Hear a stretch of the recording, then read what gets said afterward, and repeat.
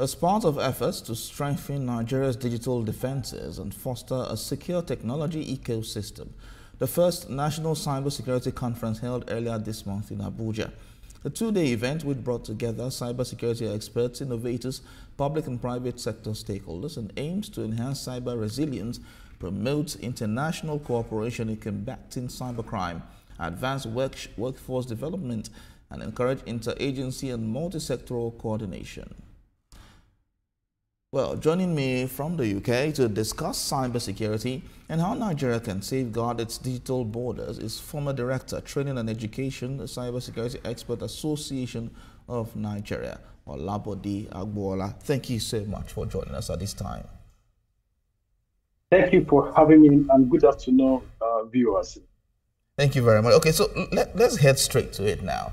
Cybersecurity, the threats is quite imminent now. We've seen situations where people have complained of their website being bugged and all of that threats that has engulfed our cyberspace. What can we do to safeguard the internet space such that everyone can easily get there and do their business and be sure that they are safe and secure?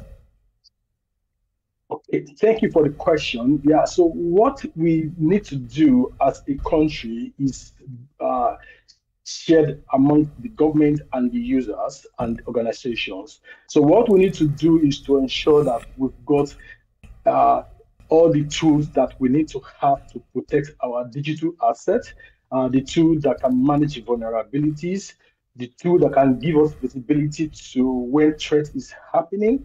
Then we need to have policy to guide our conduct as we put these tools to use.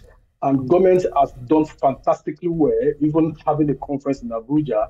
But it's left organizations and individuals to ensure that all of these processes and tools and procedures are in place to safeguard us. It's a continuous effort, and it has to be continuous, and we have to ensure we have all we need to have in places.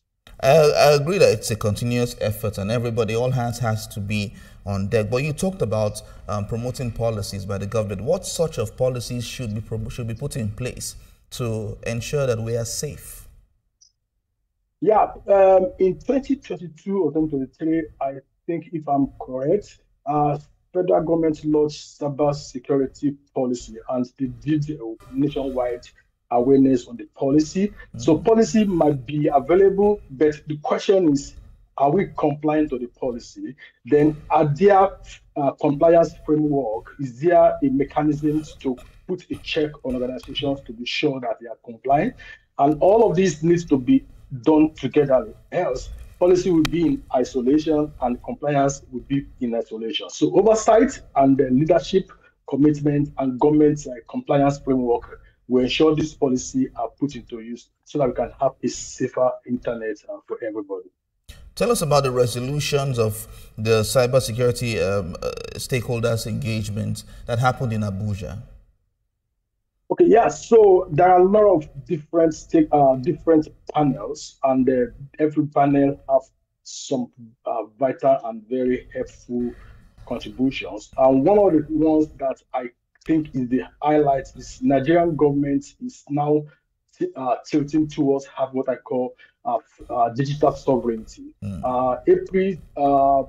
June 24, if I remember, President Tinubu has ordered Office of National Security Advisor to secure critical national information infrastructure, CAI, and the frameworks are already being developed. So we discussed the importance of having our own homemade application for securing our digital assets. We discussed having that users should subscribe to using Nigerian own cloud service provision rather than relying on foreign hyperscalers. Then we discussed having some maybe a kind of proprietary OS for usage for government officials and government establishments. So there are a lot that are discussed, and then I think if you look at the cream and the caliber of people in the conference, a lot of notes were taken, and I'll be expecting that all of this will be executed in no time. My final question will be on the advent of artificial intelligence. Yes, it's helped us a lot, helped in ensuring that work is seamless and is simpler. But is it a threat? Yeah, so yes, for as much as AI is going to help streamline our process, AI will give us speed. So also it's a threat.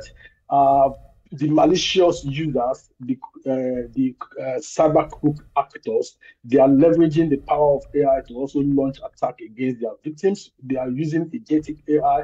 Before, when an attacker sent a phishing email, you can spot it because the quality of the English in that phishing email will not be fantastic. But now AI can help them construct fantastic English. So you can spot a phishing email now by having some errors in English. So yeah, the AI will be a threat. Look at the deepfake too. When an attacker will send a video message to finance director to approve a budget or a bill, whereas that's not the CEO in the video. So it's going to come in many dimensions, deepfake, phishing, even AI is now being persistent threat to ensure that all the controls in place are bypassed. So we have to become smarter, and we have to also develop AI that will fight AI here.